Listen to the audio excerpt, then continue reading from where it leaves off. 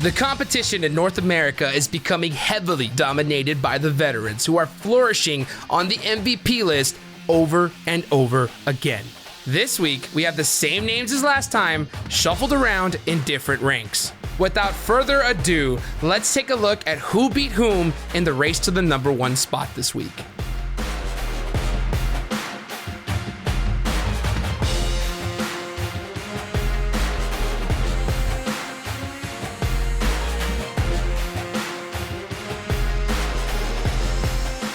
With another 50-plus frag count this week, QZ has successfully made it to our MVP list 3 weeks in a row. Last week, he topped our list with his overwhelming display of skills in close combat, and this week was no exception at all. QZ was relentless, dealing rapid damage to his opponents without offering them any chance to patch up their wounds. Once you are tagged by QZ, there is no place to fall back to except the lobby. I'm not really going to be doubting it when it comes to clutching this one out. It's a one-on-one situation. If Polar Ace does go for the rest though, then that means the trouble will just start stacking on top of the players of Nova. QZZ just moving on in. Polar Ace 2 players up. He was barely able to get the rest back up, but the players are still quite hurt. He gets off the first aid, so it's an even match. 80 HP versus 80 HP. Trey's got that level 3 vest though, both with the UMP. The side jiggles left and right though. QZZ. This man is just...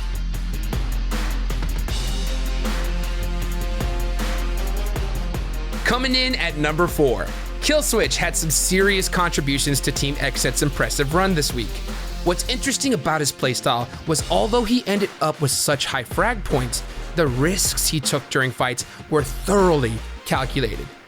Never exposing himself too much, yet always finding the perfect openings to land a couple of knocks made it pretty easy for his team to storm enemy strongholds and eliminate any opposing forces holding there. Just looking too good.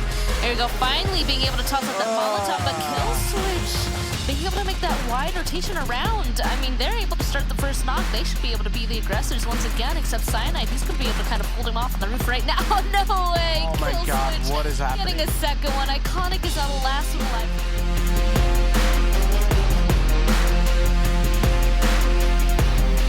The Knights are ravaging the battlegrounds of NA, leaving behind a wake of destruction.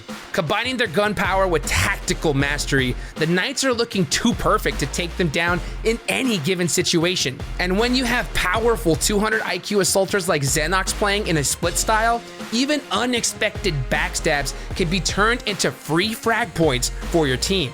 From the blind spots in Erangel to the unmapped ridges of Miramar, Xenox worked as a shield for his team from all kinds of threats lurking nearby, so that the rest of the squad can focus on what they do best, winning matches with dozens of eliminations. Sacrifice though, this is exactly what I talked about. This is what exactly is happening. Knight's firepower is going to put down the players some beats. They're going to make sure that...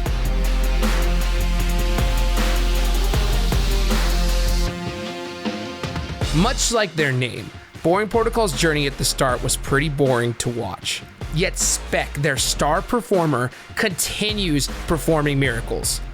Turning up on the MVP list for a consecutive 3 weeks, this man is on a level of his own. Even with zero support, he doesn't flinch for a second during gunfights.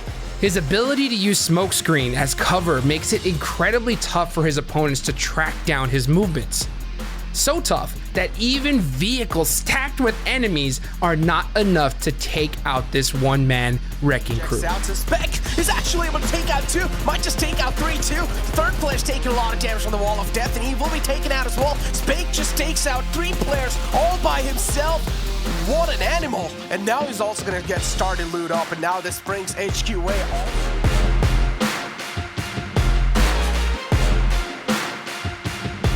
At the number 1 spot, Coops, the main man from Knights, shattered all his competitors with almost double the number of frags as compared to anyone on the list. He ended up with a whopping 81 eliminations, half of the reason why Team Knights are reigning at the top of the scoreboard.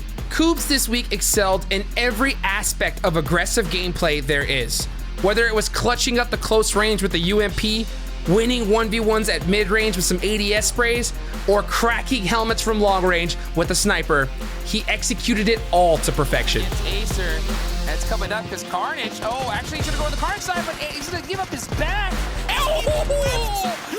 Nice. In the back of his head. Out of all the chicken dinners Knights scored this week, Coops was there every time, adding frags continuously to his team's points tally. Can he be stopped in the finals next week? By the looks of it, seems very unlikely.